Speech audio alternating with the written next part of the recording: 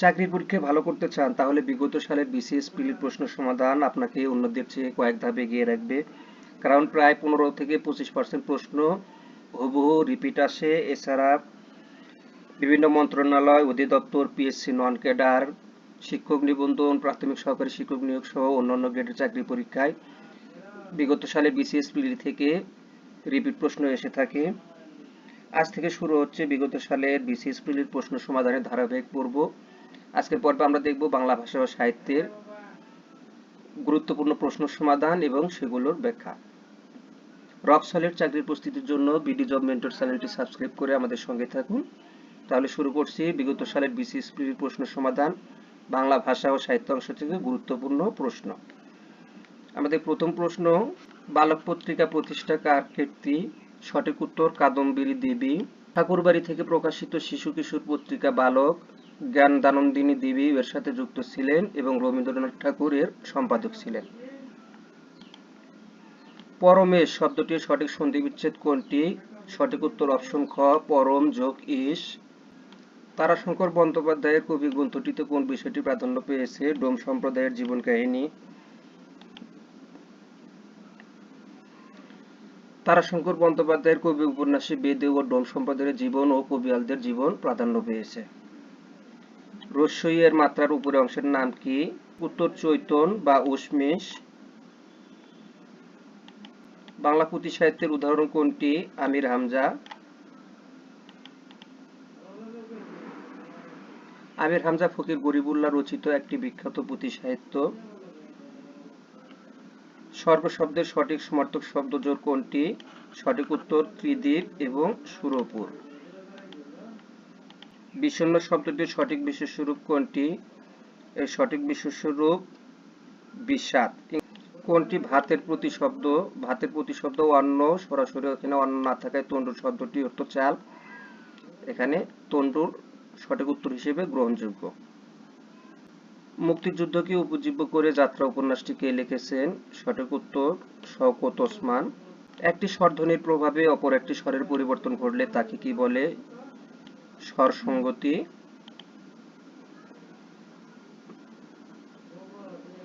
যেমন দেশি থেকে দেশি। ফিকা কমলা রং, এখানে ফিকা অর্থ কি? ফিকা অর্থ অনুজ্জ্বল।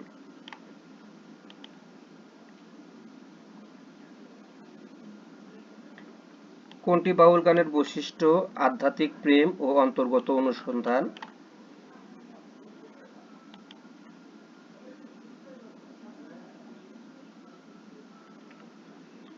ময়দান, মুনাফা, বই শব্দ তিনটি কোন ভাষা থেকে আগত? এগুলো আরবি ভাষার শব্দ।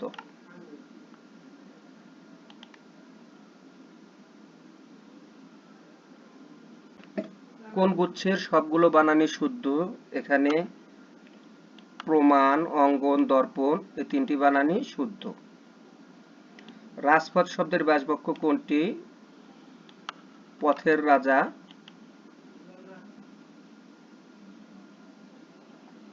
এর অর্থ প্রধান বা বড় পথ। 1350 বঙ্গাব্দের দুর্ভিক্ষ নিয়ে রচিত উপন্যাস কোনটি? সঠিক উত্তর অশনি সংকেত। এটি বিভূতিভূষণ বন্দ্যোপাধ্যায়ের রচিত। আকাশ ও পৃথিবীর অন্তরাল এক কথায় প্রকাশ করলে সঠিক উত্তর কি হবে? রোদসী। কোন কবি মজলুম আদিব ছদ্মনামে লিখতেন? শামসুর রহমান। বেতার, বিপত্নিক শব্দ দুটি কোন সমাসের উদাহরণ? সঠিক উত্তর অপশন ক, নয় তৎপুরুষ এবং বহুব্রীহি। বেতার, নেই, তার, যার এটি নয় তৎপুরুষ সমাস এবং বিপত্নিক বিগত হয়েছে পত্নী যার এটি বহুব্রীহি সমাস। কোন বাক্যে সমধাতু কর্ম আছে? আজ এমন ঘুম ঘুমিয়েছি। এখানে ঘুম কর্মপদ এবং ঘুমিয়েছি ক্রিয়াপদ, এই দুটি মূলত সমধাতু। ময়মনসিংহ গীতিকা কয়টি ভাষায় অনূদিত হয়েছে? সঠিক উত্তর 23টি।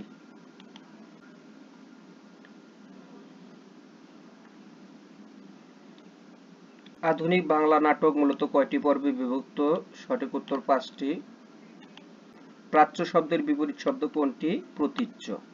কোন বানানটি শুদ্ধ? সঠিক উত্তর অপশন খ, কথোপকথন। এখানে নিষেধের বানানটি ভুল। নিশিতিনি সঠিক বানানটি হবে ন রস্যইকার তালব্য দীর্ঘইকার থ রস্যইকার এবং ন দীর্ঘইকার। একইভাবে পিপীলিকা শব্দটি প্রথম প রস্যইকার, দ্বিতীয় প দীর্ঘইকার এবং সমীচীন শব্দটি ম এবং চ দুটির উপরেই দীর্ঘইকার হবে। পুঁথি সাহিত্যের প্রাচীনতম লেখককে? সঠিক উত্তর অপশন ঘ ফকির গরিবুল্লাহ। এখন আমরা দেখব 49তম বিসিএস এর বাংলা ভাষা ও সাহিত্যের গুরুত্বপূর্ণ প্রশ্ন। পরিবার থেকে শিক্ষার শুরু, এখানে থেকে শব্দটির সাথে যুক্ত রস্যই এর ব্যাকরণিক পরিচয় কি? সঠিক উত্তর অপশন ঘ বলক। বাংলা ব্যাকরণে যেসব শব্দাংশ পদের সঙ্গে যুক্ত হলে বক্তব্য জোরালো হয় সেগুলোকে বলক বলে। পরিবার থেকে, বাক্যে থেকে শব্দটির সঙ্গে রস্যই যুক্ত হয়ে বক্তব্যকে জোর প্রদান করেছে, এখানে রস্যই এর ব্যাকরণিক পরিচয় হচ্ছে বলক। আহমেদ শরীফের মতে মধ্যযুগে চণ্ডীদাস নামে কতজন কবি ছিলেন? সঠিক উত্তর অপশন খ 3টি। আহমেদ শরীফের গবেষণা অনুসারে মধ্যযুগে চণ্ডীদাস নামে 3জন কবি ছিলেন। প্রথমজন অনন্ত বড়ু চণ্ডীদাস, যিনি সর্বপ্রাচীন চণ্ডীদাস। দ্বিতীয়জন চণ্ডীদাস, তিনি চৈতন্য পূর্বকালের বা জ্যেষ্ঠ সমসাময়িক কবি। এবং তৃতীয়জন দীনচণ্ডীদাস, তিনি 18 শতকের শেষার্ধের কবি। মধুসূদন দত্তের পূর্ববর্তী গুরুত্বপূর্ণ কবিকে? ঈশ্বরচন্দ্র গুপ্ত। তিনি মূলত বাংলা সাহিত্যে মধ্যযুগ এবং আধুনিক যুগের মিলনকারী বা যুগসন্ধির কবি হিসেবে পরিচিত। এ কাজ করতে আমি বদ্ধপরিকর, এখানে পরিকর শব্দের অর্থ কি? পরিকর শব্দের অর্থ কোমর। বদ্ধপরিকর কোনো কাজে কোমর বেঁধে নামা এমন অর্থে ব্যবহৃত হয়, মানে দৃঢ় প্রতিজ্ঞা বা দৃঢ় সংকল্প বোঝায়। এখানে পরিকর শব্দের অর্থ কোমর। শিক্ষককে বুঝতে হবে শিক্ষার্থীরা কি চায়। এ বাক্যে শিক্ষক ও শিক্ষার্থী প্রয়োগ হয়েছে এক বচন এবং বহু বচন উভয় অর্থে। শিক্ষক এবং শিক্ষার্থী শব্দ দুটি জাতিবাচক বিশেষ্য হিসেবে ব্যবহৃত হয়েছে। বাক্যে এই শব্দগুলোর মাধ্যমে সমগ্র শিক্ষক সমাজ এবং শিক্ষার্থী সমাজকে বোঝানো হতে পারে, আবার নির্দিষ্ট একজন শিক্ষক বা শিক্ষার্থীকেও বোঝানো যেতে পারে। প্রেক্ষাপট অনুযায়ী এগুলো এক বচন এবং বহু বচন উভয় অর্থেই ব্যবহৃত হয়। তিনি কথা শুনে ঘুমাতে পারলেন না, বাক্যটির অস্তিবাচক রূপ কি হবে? ঘুমাতে পারলেন না তার মানে জেগে রইলেন, তিনি কথা শুনে জেগে রইলেন। কোন ধ্বনি পরিবর্তনটি যথাযথ নয়? এখানে সঙ্গীত থেকে গীতিকা, এটি যথাযথ নয়। অপরদিকে ক্রন্দন থেকে কাদা, অঞ্চল থেকে আঁচল, দন্ত থেকে দাঁত, এগুলো সঠিক। কাজী নজরুল ইসলামের কোন উপন্যাসের কেন্দ্রীয় চরিত্র জাহাঙ্গীর? সঠিক উত্তর অপশন গ কুহেলিকা। কাজী নজরুল ইসলামের কুহেলিকা, যা 1931 সালে প্রকাশিত হয়, এই উপন্যাসের কেন্দ্রীয় চরিত্র জাহাঙ্গীর। তিনি একজন শিক্ষিত দেশপ্রেমিক এবং বিপ্লবী চরিত্র। এই উপন্যাসে ব্রিটিশ বিরোধী আন্দোলনের চিত্র ফুটে উঠেছে। কৃপণ শব্দের উৎ উপসর্গটি কোন অর্থ ধারণ করেছে?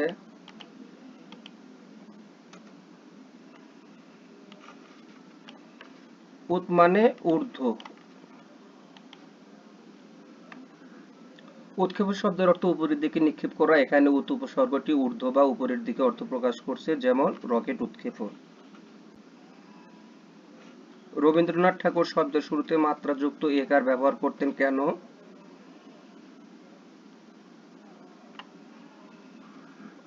আ উচ্চারণ বোঝাতে।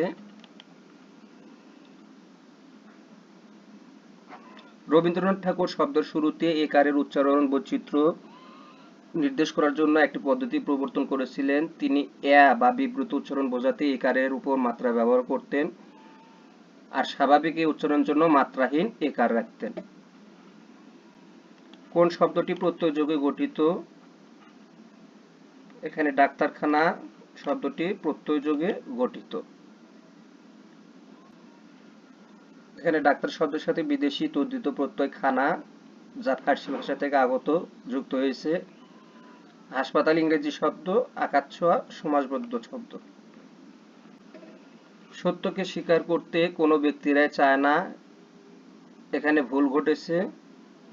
এখানে মূলত বানান ও বচনের ভুল ঘটেছে। এখানে চায় না বানানটি চাই এবং স্পেস দিয়ে না হবে, এটি বানান ভুল। এবং অনেক ব্যক্তিরা অংশে বহুবচন জনিত ভুল আছে। অনেক শব্দটি বহুবচন নির্দেশক, তাই এরপরে রা বিভক্তি যুক্ত করা বাহুল্য দোষ। সঠিক হবে অনেক ব্যক্তি। এখানে দুইটি ভুল আছে, বানানেও ভুল আছে এবং বচনজনিত ভুলও আছে।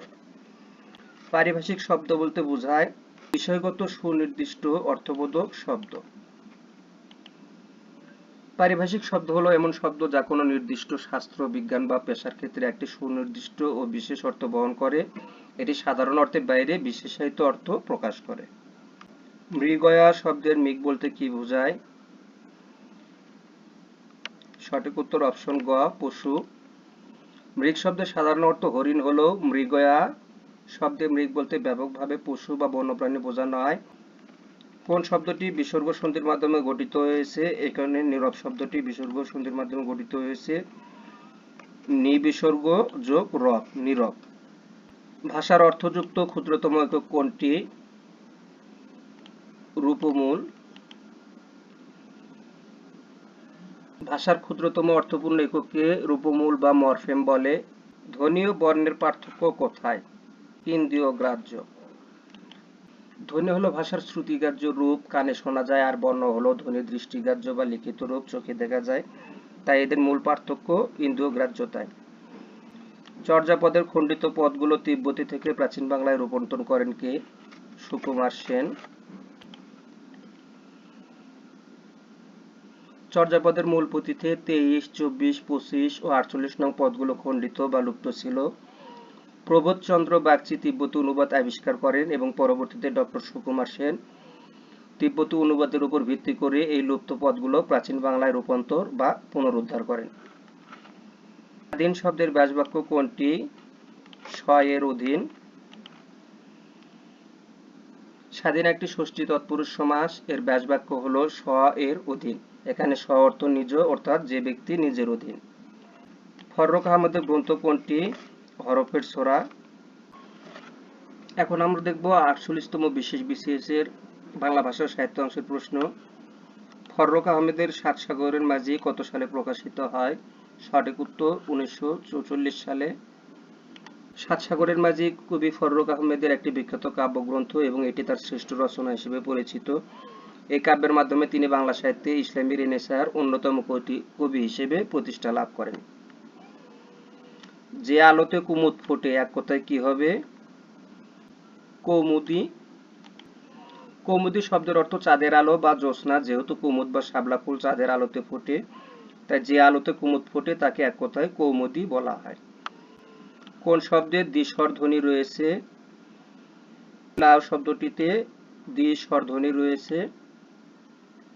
দুটি স্বরধ্বনি যখন একসাথে যুক্ত হয়ে উচ্চারিত হয় তখন তাকে দ্বি-স্বর বা যৌগিক স্বরধ্বনি বলে। লাউ শব্দে আ এবং উ, আউ, এই দুটি স্বরধ্বনি মিলে একটি দ্বি-স্বর ধ্বনি তৈরি করেছে। প্রত্যয় যোগে গঠিত শব্দ কোনটি? সঠিক উত্তর ডাক্তারখানা। এখানে ডাক্তার শব্দের শেষে খানা প্রত্যয় যুক্ত হয়েছে। এটি মূলত ফার্সি প্রত্যয়। অপরদিকে অনুগমনীয় উপসর্গ এবং দিলখোলা সমাসবদ্ধ শব্দ। তিনি কথা বললেন না বাক্যটির অস্তিবাচক রূপ কি হবে? তিনি চুপ করে রইলেন। বাক্যের অর্থ পরিবর্তন না করে নাবোধক বা নেতিবাচক বাক্যকে হাবোধক বা অস্তিবাচক বাক্যে রূপান্তর করা হয়। কথা না বলা এবং চুপ করে থাকা একই অর্থ প্রকাশ করে, একটি নেতিবাচক এবং আরেকটি অস্তিবাচক। অন্তর্ভুক্তিমূলক শব্দ উচ্চারণে কয়টি অক্ষর পাওয়া যায়? অক্ষর বা সিলেবল হলো নিঃশ্বাসের এক ঘাতে উচ্চারিত ধ্বনিগুচ্ছ। অন্তর্ভুক্তিমূলক শব্দটি ভাঙলে 6টি অক্ষর পাওয়া যায়। সেগুলো হলো অন্তর্ভুক্তিমূলক। সঠিক উত্তর 6। শুদ্ধ বাক্য কোনটি?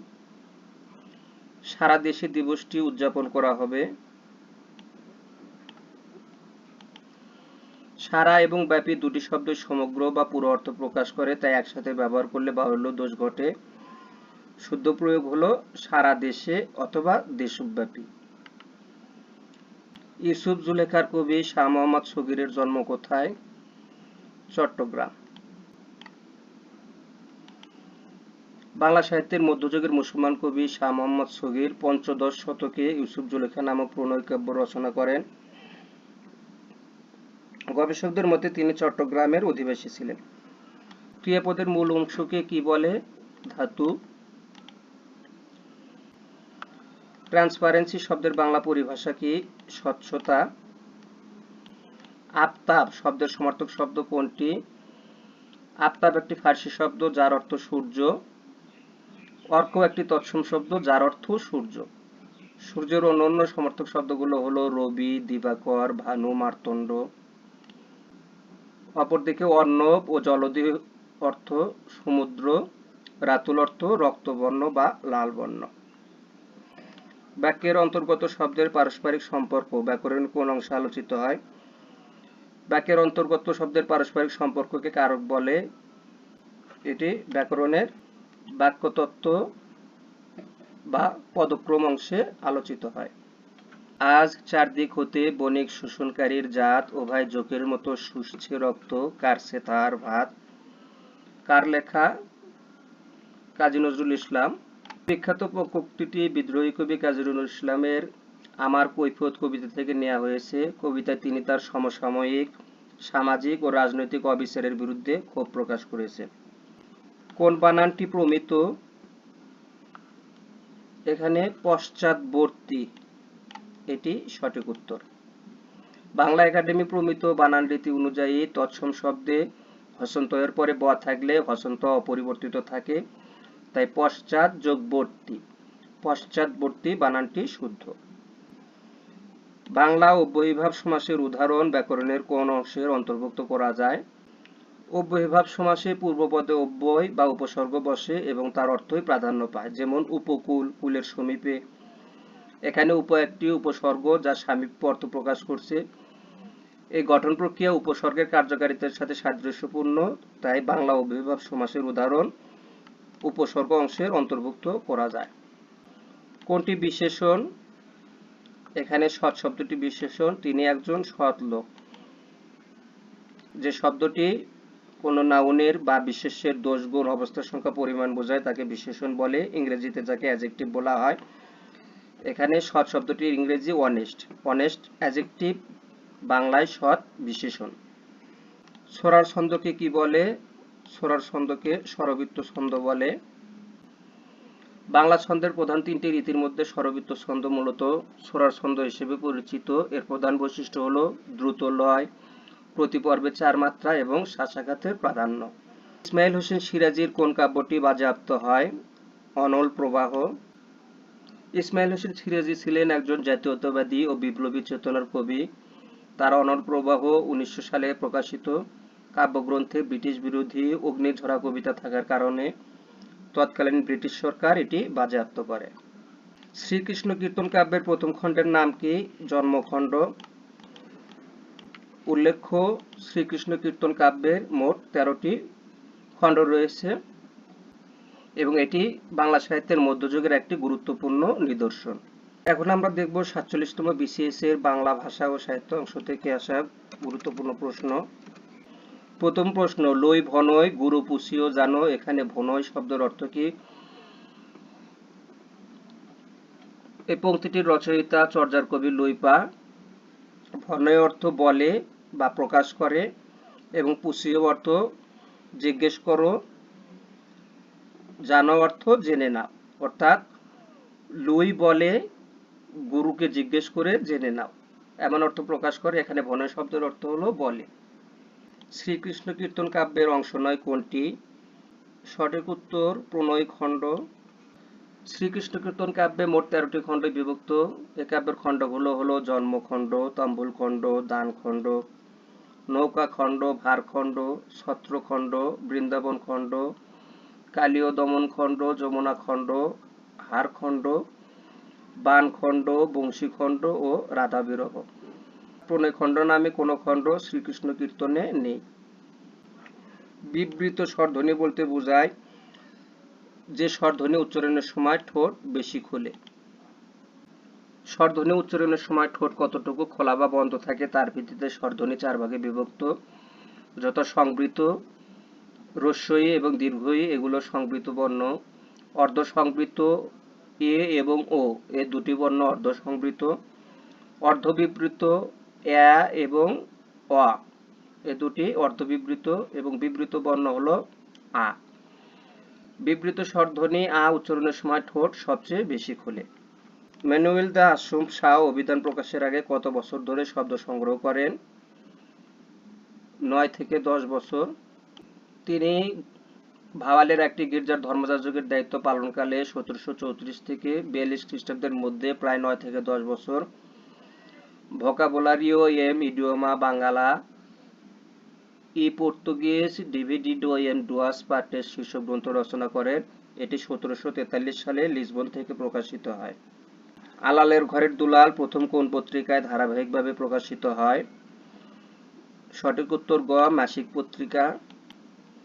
পারিজাত মিত্রের প্রথম গ্রন্থ আলালের ঘরের দুলাল, এটি 1858 সালে গ্রন্থাকারে প্রকাশ পায়। এর আগে 1854 সাল থেকে পারিজাত মিত্রের প্রতিষ্ঠিত মাসিক পত্রিকাতে ধারাবাহিকভাবে এটি প্রকাশিত হতে থাকে। এটি বাংলা ভাষায় রচিত প্রথম সফল উপন্যাস হিসেবে স্বীকৃত। সকলের তরে সকলে আমরা, প্রত্যেকে আমরা, পরের তরে কোন কবিতার অংশ? এখানে অনেকে ভুল করে পরার্থে দাগিয়ে থাকে, কিন্তু সঠিক উত্তর হবে সুখ। পঙ্ক্তিদ্বয় কামিনী রায় রচিত সুখ কবিতার অন্তর্গত। কামিনী রায়ের প্রথম কাব্যগ্রন্থ আলো ও ছায়া, এর একটি কবিতার নাম সুখ। প্রচলিত ধারণা হলো এটি পরার্থে কবিতার, কিন্তু পরার্থে নামে কামিনী রায়ের কাব্যগ্রন্থে কোনো কবিতা নেই। বোর্ড বইয়ের সংকলনের সময় অনেক ক্ষেত্রে নাম পরিবর্তন করা হয়েছিল, তবে মূল কবিতার নাম সুখ। কাজী নজরুল ইসলামের কোন গ্রন্থটি বাজেয়াপ্ত হয়নি? সঠিক উত্তর অপশন ক, অগ্নিবীণা। কাজী নজরুল ইসলামের নিষিদ্ধ গ্রন্থ হলো 5টি, সেগুলো হলো যুগবাণী, বিষের বাসী, ভাঙার গান, প্রলয়শিখা ও চন্দ্রবিন্দু। অগ্নিবীণা কাব্যগ্রন্থটি নিষিদ্ধ হয়নি, যদিও এর অন্তর্গত কবিতা আনন্দময়ীর আগমনে ধূমকেতু পত্রিকায় প্রকাশের জন্য তিনি কারাদণ্ড ভোগ করেন। জসীমউদ্দীনের কবর কবিতাটি কোন কাব্যের অন্তর্গত? অপশন খ, রাখালি। কবর কবিতাটি কবি জসীমউদ্দীনের প্রথম কাব্যগ্রন্থ রাখালি এর অন্তর্ভুক্ত, যা 1927 সালে প্রকাশিত হয়। এটি মাত্রাবৃত্ত ছন্দে রচিত এবং কল্লোল পত্রিকায় প্রথম প্রকাশিত হয়। গৌরী প্রাকৃত বলতে বোঝায় গৌর অঞ্চলের মুখের ভাষা। গ্লোসারি শব্দের বাংলা পরিভাষা কি? শব্দার্থপঞ্জি। অপরদিকে জ্ঞাপনপত্র শব্দের ইংরেজি হলো হ্যান্ড আউট, আর সর্বসাকুল্যের ইংরেজি ইন টোটাল। ঐকমত্য শব্দটি কোন বিবেচনায় অশুদ্ধ নয়? ঐকমত্য শব্দটি মতের ঐক্য অর্থে তৎপুরুষ সমাস হিসেবে গঠিত হলে অশুদ্ধ নয়, এটি একই মতামত বা মতৈক্য বোঝায়। 1936 সালে কলিকাতা বিশ্ববিদ্যালয়ের বানান সংস্কারের মূল উদ্দেশ্য ছিল বানানের নিয়ম প্রণয়ন করা। বাংলা গদ্যে বানানের বিশৃঙ্খলা দূর করার জন্য রবীন্দ্রনাথ ঠাকুরের অনুরোধে 1936 সালে কলকাতা বিশ্ববিদ্যালয়ে বানান সংস্কার সমিতি গঠিত হয় এবং প্রথম বাংলা বানানের নিয়ম প্রকাশ করে। অভিধানে অনুস্বর, বিসর্গ ও চন্দ্রবিন্দু এ বর্ণগুলোর অবস্থান কোথায়? স্বরবর্ণের শেষে এবং ব্যঞ্জনবর্ণের আগে। পূর্ববঙ্গীয় উচ্চারণে স্মরণ শব্দের ক্ষেত্রে কোনটি ঘটে? দন্ত স এর উচ্চারণ মূর্ধন্য স হয়ে যায়, অর্থাৎ স এর উচ্চারণ স হয়ে যায়। গড্ডলিকা প্রবাহ বাগধারার গড্ডল শব্দের অর্থ কি? ভেড়া। গড্ডল একটি সংস্কৃত শব্দ যার অর্থ ভেড়া বা মেষ। গড্ডলিকা প্রবাহ বাগধারাটির অর্থ অন্ধ অনুকরণ, ভেড়ার পালের মতো চলা এমন অর্থে ব্যবহৃত হয়। এমন পীড়িত কবু নাহি দেখি শুনি, পরাণে পরাণ বান্ধা আপনা আপনি, কার লেখা? সঠিক উত্তর অপশন খ, চণ্ডীদাস। এই পঙ্ক্তিদ্বয় বৈষ্ণব কবি চণ্ডীদাসের রচনা। চণ্ডীদাসকে বাংলা ভাষার প্রথম মানবতাবাদী কবি বলা হয়। ফোর্ট উইলিয়াম কলেজ পর্বে রচিত বাংলা বইগুলো। সংস্কৃত বইয়ের অনুবাদ। সাহিত্যের রূপ ও রীতির বিচারে কোন গ্রন্থটি ব্যতিক্রম? বাংলা কাব্য। বাংলা কাব্য হুমায়ুন কবিরের একটি কবিতার বই, অন্যদিকে দিবারাত্রি কাব্য মানিক বন্দ্যোপাধ্যায়ের উপন্যাস, শেষের কবিতা রবীন্দ্রনাথ ঠাকুরের উপন্যাস এবং নদী ও নারী হুমায়ুন কবিরের উপন্যাস। তাহলে এখানে এই তিনটি অপশন খ, গ, ঘ এগুলো হলো উপন্যাস এবং বাংলা কাব্য এটি কবিতার বই। তাহলে সাহিত্যের রূপ ও রীতির বিচারে এই গ্রন্থটি ব্যতিক্রম। বিরাট গরু ছাগলের হাট ব্যানারে লেখা এই শিরোনামকে অপপ্রয়োগ বলা যায় না কেন? সঠিক উত্তর অপশন ক, বিরাট শব্দটি হাটকে বিশেষিত করেছে। অজর শব্দের বিপরীত কোনটি? অজর শব্দের অর্থ জোড়া বা বার্ধক্য দ্বারা আক্রান্ত হয় না এমন লোক। এর বিপরীত শব্দ বার্ধক্য বা জোড়া। এই শব্দটির একটি সুন্দর ব্যবহার রয়েছে কাজী নজরুল ইসলামের বিদ্রোহী কবিতায়। আমি অজর, অমর, অব্যয়, আমি অক্ষয়, আমি মানব দানব দেবতার ভয়, বিশ্বের আমি চির দুর্জয়। কবি বলছেন আমি অজর, আমাকে জোড়া ছুঁতে পারে না, আমি অমর, আমার মৃত্যু নেই। তাহলে অজর শব্দের বিপরীত শব্দ বার্ধক্য। সে কৌতুক করার কৌতূহল সংবরণ করতে পারল না। এ বাক্যে কি কারণে ত্রুটি? অর্থ অনুযায়ী শব্দের প্রয়োগ হয়নি। কৌতূহল অর্থ জানার ইচ্ছা, কৌতুক করার ক্ষেত্রে আগ্রহ বা প্রবৃত্তি বা ইচ্ছা শব্দটি অনুপযুক্ত। কৌতূহল শব্দটি এখানে অর্থগতভাবে বেমানান। নিত্য তোমার যে ফুল ফোটে ফুল বনে, এখানে নিত্য শব্দের প্রতিশব্দ কোনটি? নিত্য মানে প্রতিনিয়ত বা রোজ, অহরহ অর্থ সর্বদা বা প্রতিনিয়ত, যা এখানে সবচেয়ে উপযুক্ত প্রতিশব্দ। বাক্যের মধ্যে শব্দ অবস্থান করে কিভাবে? কর্তা ও ক্রিয়ার পদবিন্যাস অনুযায়ী। বাংলা বাক্যের পদক্রম সাধারণত কর্তা যোগ কর্ম যোগ ক্রিয়া। এই পদবিন্যাস অনুযায়ী শব্দগুলো বাক্যে অবস্থান করে। বাংলা একাডেমির আধুনিক বাংলা অভিধানের সম্পাদক কে? জামিল চৌধুরী। কোন মঙ্গল কাব্যে ঐতিহাসিক চরিত্র আছে? অন্নদামঙ্গল। ভারতচন্দ্র রায়গুণাকরের অন্নদামঙ্গল কাব্যে মানসিংহ, ভবানন্দ মজুমদার, প্রতাপাদিত্য প্রভৃতি ঐতিহাসিক চরিত্রের উল্লেখ ও কাহিনী আছে। কোন কাব্যে আলাওল ব্যক্তিগত জীবনের কথা লিখেছেন? পদ্মাবতী। আলাওল তার শ্রেষ্ঠ কাব্য পদ্মাবতী এর আত্মকাহিনী অংশে নিজের ব্যক্তিগত জীবনের দুঃখ দুর্দশা, আরাকানে আগমন এবং মাগন ঠাকুরের আশ্রয়ের কথা বর্ণনা করেছেন। তুরস্ক ভ্রমণ কার লেখা? সঠিক উত্তর অপশন ক, ইসমাইল হোসেন সিরাজি। এটি ইসমাইল হোসেন সিরাজি রচিত একটি ভ্রমণ কাহিনী। বলকান যুদ্ধের সময় তিনি তুরস্কে গিয়েছিলেন। এটি 1913 সালে প্রকাশিত হয়। সৈয়দ ওয়ালিউল্লাহর চাঁদের অমাবস্যা উপন্যাসে কোন জীবন দর্শনের রূপায়ণ ঘটেছে? অস্তিত্ববাদ। চাঁদের অমাবস্যা উপন্যাসের নায়ক আরেপালের মানসিক দ্বন্দ্ব, সিদ্ধান্তহীনতা ও চেতনার সংকট অস্তিত্ববাদী দর্শনের আলোকে রূপায়িত হয়েছে।